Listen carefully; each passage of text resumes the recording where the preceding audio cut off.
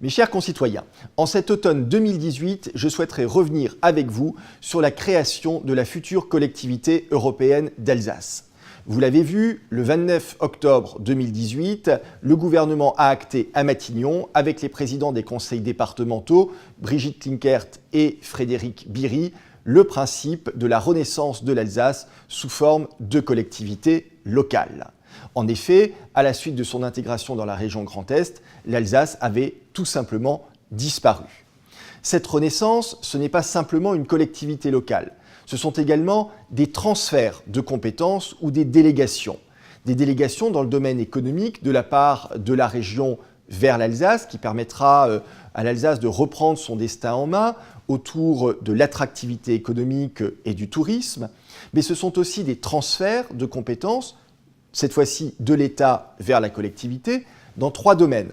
D'abord, les autoroutes, cela permettra d'avoir une fiscalité adaptée, notamment pour les poids lourds, et faire en sorte que nous ne soyons plus dans cette concurrence avec l'autoroute A5 en Allemagne, où tous les poids lourds passent par chez nous pour ne pas payer la fameuse Maut allemande. C'est également, deuxième domaine de compétence, le bilinguisme, voire le trilinguisme, avec la capacité pour la future collectivité d'embaucher des enseignants de manière complémentaire à ceux de l'État pour couvrir les besoins dans les classes.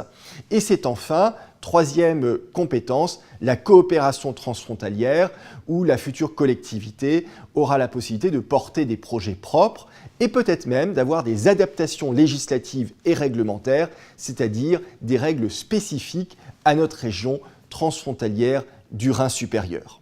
Vous le voyez, ce sont des avancées majeures auxquelles s'ajoutent également d'autres symboles, mais importants, le fait de pouvoir retrouver l'Alsace sur nos plaques minéralogiques, ou également le fait de pouvoir structurer nos ligues sportives ou encore nos associations professionnelles sur le plan alsacien et de ne plus avoir une ligue de football ou de volley-ball Grand Est avec des championnats qui amenaient parfois maintenant nos enfants à faire des déplacements de 700 km à l'intérieur même d'un dimanche juste pour jouer un match. L'Alsace renaît et c'est important parce que c'est une identité culturelle, géographique, politique, économique et bien sûr historique que nous vivons au quotidien. Je peux vous garantir que je me suis investi énormément dans ce dossier alsacien, souvent en coulisses, à l'Élysée, à Matignon, dans les ministères, pour faire passer les idées pour lesquelles nous nous étions battus depuis longtemps. Je voudrais simplement revenir, regarder de manière très simple les documents de campagne que nous avions distribués en mars 2015. C'était il y a 3 ans. Nous prônions déjà cette collectivité alsacienne. Et puis bien sûr, c'était les engagements de campagne que j'avais pris au moment des élections législatives. C'était en juin 2017. Eh bien, là aussi, nous proposions déjà une collectivité alsacienne à statut particulier, et nous l'aurons, c'est la collectivité européenne d'Alsace. Nous proposions des transferts de compétences en matière d'autoroute, en matière transfrontalière, en matière de bilinguisme. C'est aussi le rapport que j'avais remis au préfet Marx ainsi qu'au Premier ministre. C'était au printemps 2018. Et force est de constater que toutes les propositions que nous avions mises sur la table à l'époque ont été reprises. C'est donc un geste significatif que le gouvernement vient de faire pour l'Alsace. Bien sûr, cette collectivité alsacienne, elle sera d'abord ce que nous en ferons. Je voudrais féliciter les présidents des conseils départementaux qui ont eu une négociation rude avec l'État, Brigitte Klinkert, Frédéric Biry et l'ensemble de leurs conseils départementaux. Et j'appelle aujourd'hui tous les autres élus alsaciens à être dans la construction de cette collectivité. Ne perdons pas notre énergie à nous battre entre Orinois et Barinois pour savoir où doit être le siège de cette collectivité.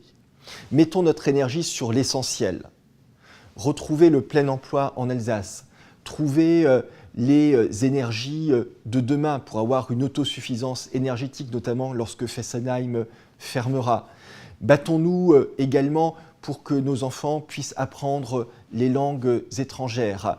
Battons-nous pour l'équilibre de nos territoires. C'est ça qui est important, et non pas le fait de savoir où le président ou l'Assemblée siégera, ce qui peut d'ailleurs se faire de manière alternative à la fois à Colmar et à Strasbourg.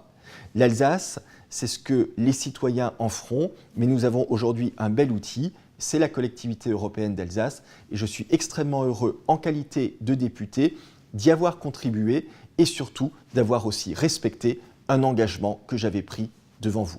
Je vous souhaite, en attendant, de très belles fêtes de fin d'année en Alsace.